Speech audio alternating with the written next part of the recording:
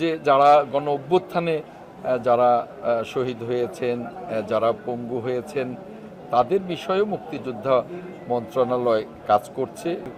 বিষয়েও আমরা আমাদের দেখভাল করবার দায়িত্ব কর্তব্য আছে, এটা আমরা পালন করব।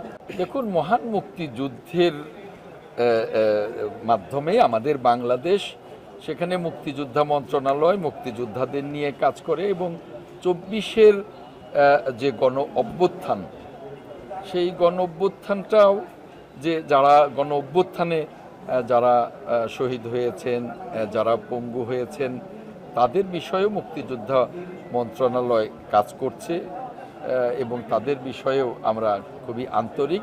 এটা নিয়েও আমরা কাজ করব এবং তাদের বিষয়েও আমরা আমাদের দেখভাল করবার দায়িত্ব কর্তব্য আছে, এটা আমরা পালন করব। প্রত্যেকটা কমিটি গণতান্ত্রিক হোক, এই মুক্তিযোদ্ধা কমান্ড কাউন্সিলও গণতান্ত্রিকভাবে হোক, সেটা তো নিশ্চয়ই আমরা চাই, কিন্তু সেজন্যে আমাকে সময় দিতে হবে। আমি এ নিয়ে কাজ করছি।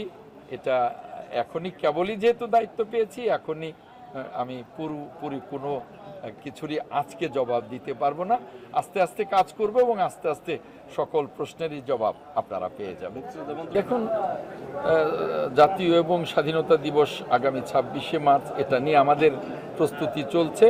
আশা করি যে আমরা একটা সফলভাবে আমাদের পরিকল্পনা মাফিকই জাতীয় এবং স্বাধীনতা দিবস আমরা পালন করব।